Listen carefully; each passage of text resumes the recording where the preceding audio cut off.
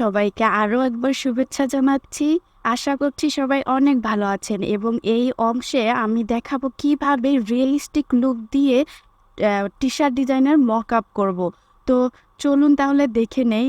আমরা এর আগের অংশে দেখেছি যে কিভাবে ম্যানুয়াল প্রসেসে অর্থাৎ অ্যাডোবি ইলাস্ট্রেটর দিয়ে খুব সহজেই মক-আপ রেডি করতে পারি এবং আমি আগে আমার যে প্রথমের যে অংশটা রয়েছে অর্থাৎ যে মেইন ডিজাইনটা রয়েছে এখান থেকে একটা পিএনজি সেভ করে নিচ্ছি। তো পিএনজি কিভাবে সেভ করব? একদম ট্রান্সপারেন্ট যে পিএনজি সেটা আমরা সেভ করার জন্য ফাইলে যাব, ফাইল থেকে এক্সপোর্ট থেকে এখান থেকে আপনাকে দেখিয়ে দিতে হবে যে আপনি কোথায় রাখতে চাচ্ছেন। তো আমি ডাউনলোডেই রাখতে চাচ্ছি। এখান থেকে আমি নামটা চেঞ্জ করে দিচ্ছি, নামটা দিয়ে দিচ্ছি সামার। যেহেতু অনেক ডিজাইন রয়েছে তার মধ্যে খুঁজে পাওয়া কষ্টসাধ্য, এজন্য এখানে আমি নাম দিয়ে দিলাম। তো এখান থেকে পিএনজিটা দেখিয়ে দিতে হবে। তারপরে এখানে অবশ্যই ইউজ আর্টবোর্ড দিতে হবে। ইউজ আর্টবোর্ড দেওয়ার পরে এক্সপোর্ট। তো এখানে আসার পরে এই অপশনটিতে অর্থাৎ ব্যাকগ্রাউন্ড কালারটা অবশ্যই ট্রান্সপারেন্ট রাখতে হবে, তাহলে আপনার একদম যে মেইন পিএনজিতে অর্থাৎ ট্রান্সপারেন্ট যে পিএনজি সেটি আপনি নিতে পারবেন। তো এখান থেকে ট্রান্সপারেন্ট দিয়ে দিচ্ছি, দিয়ে ওকে দিয়ে দিচ্ছি। এখন এইটা সেভ হয়েছে, আমি দেখাচ্ছি। এই যে আমাদের ডাউনলোডের এখানে সেভ হয়েছে, এটা যদি ওপেন করে দেখাই তাহলে দেখেন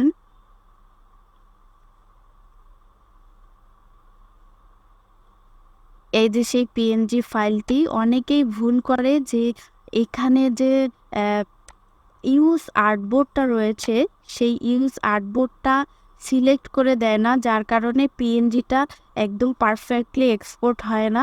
তো আপনারা সঠিক নিয়মে পিএনজিটা এক্সপোর্ট করবেন, তাহলেই আপনি সঠিক অর্থাৎ পারফেক্ট যে পিএনজিটা সেটা পেয়ে যাবেন। তো এখন চলে যাচ্ছি ক্যানভাতে, ক্যানভাটা ওপেন করে নিচ্ছি।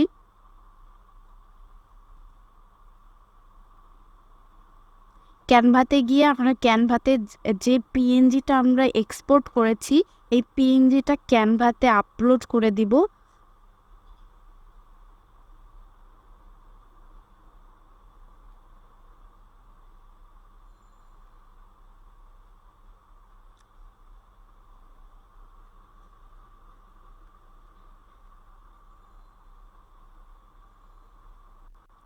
তো ক্যানভাতে এসে এখান থেকে ক্রিয়েটিভ ডিজাইনে আপনি এখান থেকে একটা সাইজ নিতে পারবেন, অথবা টি শার্টের যে সাইজ রয়েছে সেটিও নিতে পারেন। তো এখান থেকে যদি লিখে দিই টি শার্ট লিখে দিলে এখানে সাইজগুলো চলে আসবে।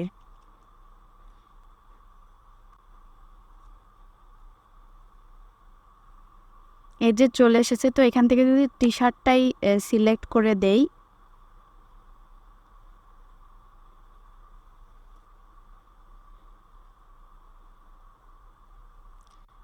এই যে আর্টবোর্ড চলে এসেছে টি শার্টের যে সাইজের সেই আর্টবোর্ডটি।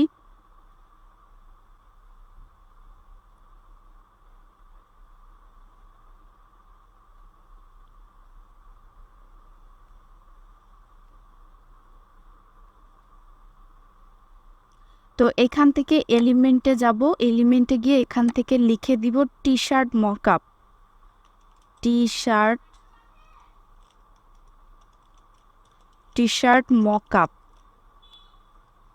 লিখে সার্চ করব।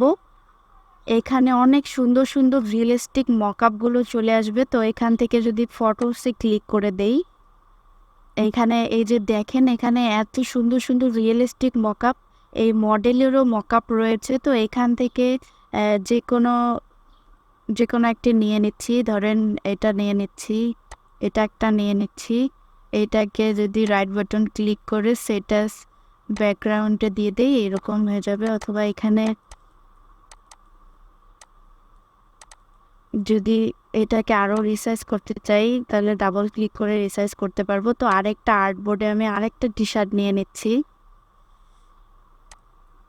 এভাবে এটাকে সরিয়েও আপনি এটা যদি ডাবল ক্লিক করি তাহলে এটা টি শার্টটা ওপেন হবে, তখন আপনি এইভাবে সরিয়েও রিসাইজ করতে পারেন, এটা আপনার ইচ্ছা। তো এইভাবে এখানে আরেকটা আমি আর্টবোর্ড নিয়ে নিয়েছি। তো এখানেও যদি আমি আরেকটা টি শার্ট এখানে ওপেন করি, একটা মডেলের টি শার্ট,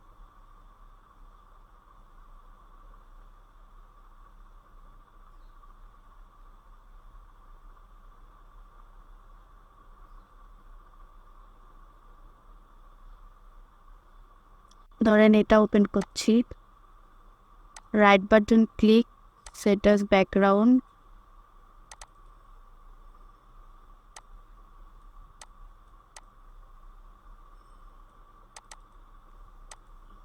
এখন আমি যে ইমেজটা পিএনজি করে রেখেছি সেটাকে এখানে আপলোড করে দিব। এই সেই পিএনজি ইমেজটি এখানে এসে ক্যানভাতে এসে জাস্ট ছেড়ে দিব, অটো আপলোড হয়ে যাবে।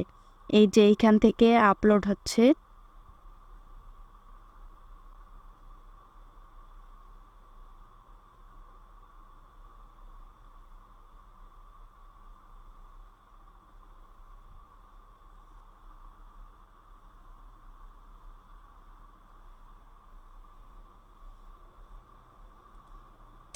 আরেকবার দিই।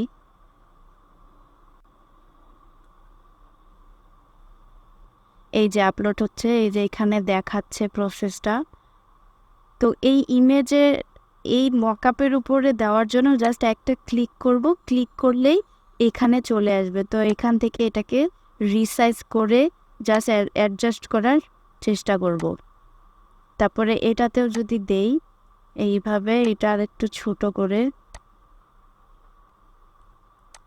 দেখেন একদম ওয়াও লাগছে এবং দেখতেও সুন্দর লাগছে। এবং এই ডিজাইনগুলো যদি আমরা ক্লায়েন্টকে প্রেজেন্টেশন করি তো ক্লায়েন্টের অবশ্যই খুব ভালো লাগবে, দেখতে ভালো লাগছে।